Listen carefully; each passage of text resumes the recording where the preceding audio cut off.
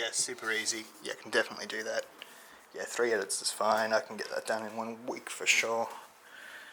Alright. Yeah, no worries.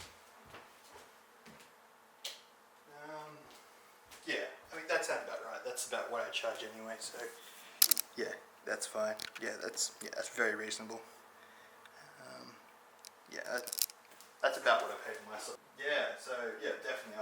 I'll look at organising everything I need to organise to make it over there. I'll start the process tomorrow for sure.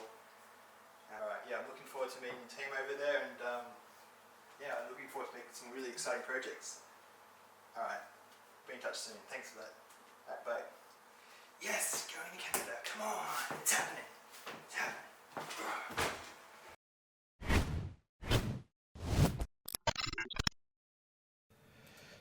So once you've got some interest from an employer, it's really important to jump onto the visa process as quick as possible. So I just typed in Canadian working visa. There we go. And I should go to canada.ca. So this is where I went to.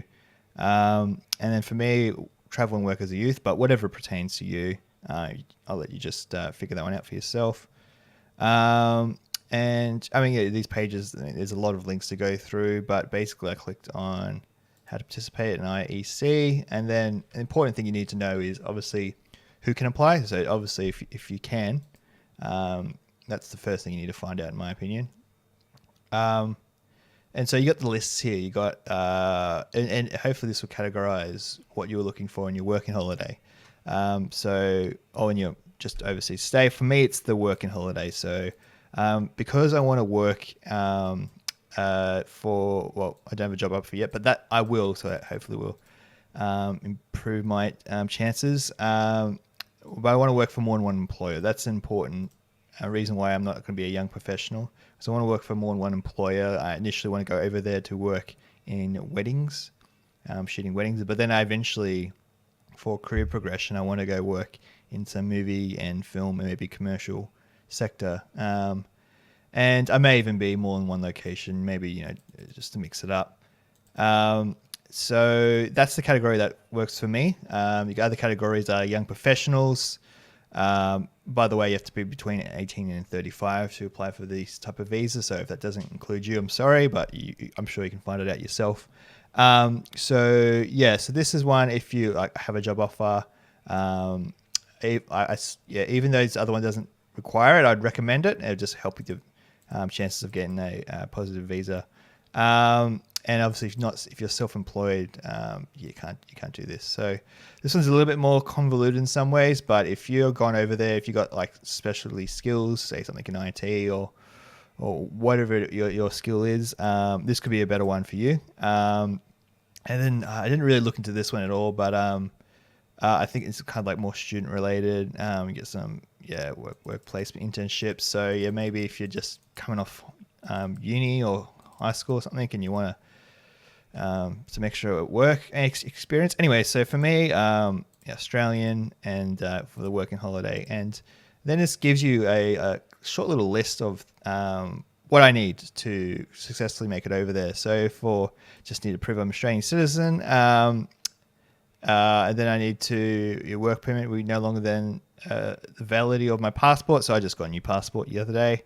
There's the age limits.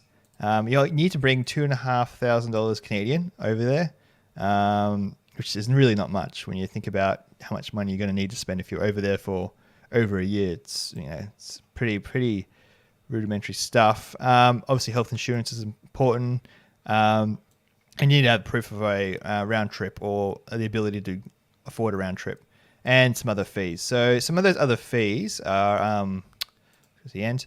So you got this document checklist for when you're applying for work outside of Canada, and it goes through things like your biometrics you need, your just all the forms that you need to fill out. So there's a whole list of forms that you need to fill out. So you go to this URL, and I'll put it in the description. And there's a whole list of things you need to fill out. And I'll put that up on the screen now in that little list form, and the fees that are associated with those. But once you've filled out those, go create your your account through here. And anyway, I won't take you through that entire process, but this is how I've began to get the ball rolling. I first sorted out, got employers' interest, and then start this process. And you need to start this process ideally at least half a year in advance, because sometimes the visa can take quite a few weeks, potentially up to a month. And all the other forms that you need, such as the police background check, your health check, your biometrics check, that can take weeks as well. So really get onto it early. Otherwise, you might find yourself out in the cold and your visa not being processed in the time that you need to make the trip overseas.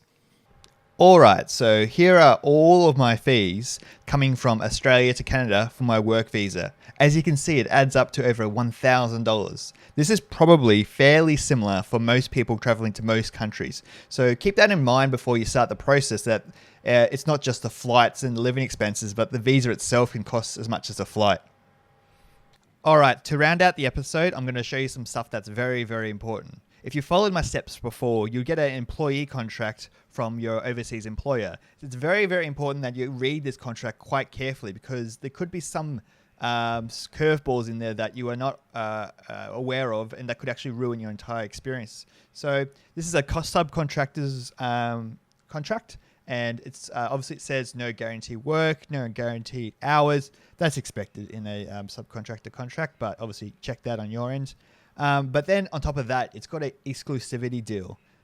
So that's a bit of an issue with what I was wanting to achieve, because I was wanting to work in weddings and then wanting to move on to maybe the film industry in the second half of my trip. So if I didn't look at this contract and signed away, I basically couldn't have done that, and it would have really ruined one of the main purposes of my trip. So it's really, really important that you actually read these contracts carefully, get a friend to look over them as well, another pair of eyes, just in case, because you can be, obviously everyone gets really, really excited about these things and are wanting to sign away. So it's good to get someone who's not really as passionate to read over it. And so you got these other non-solicitation agreements. Now this is quite normal for a lot of contracts, but here you can see it says for 3 years afterwards. So after I'd say finished with this company, if I shot these wedding videos and then I wanted to move on to do other things, maybe commercial work, I've got a 3-year embargo that I can actually, until I can do that work. So again, that would have also ruined my ability to work in the film industry and other commercial industries, which is one of the main reasons why I'm going over there. And same with, obviously, this non-competition agreement. So this is all basically a big roadblock into what I'm actually wanting to achieve. And I thought it was a bit odd for a subcontractor to have some of this stuff here. It looks like a bit of an employee contract. But so this is important for me to read, because as good as this company seemed to be on paper, and it would have still would not have been worth it, and it could have ruined some huge opportunities that may have arisen if I try to get some traction in the film industry over there. So just obviously just highlighting the dangers of contracts, especially for people coming from a foreign country. Read them carefully and get multiple eyes to look over them. And you got to really be careful with these things, because you just don't have the backing of your home country as you would back home.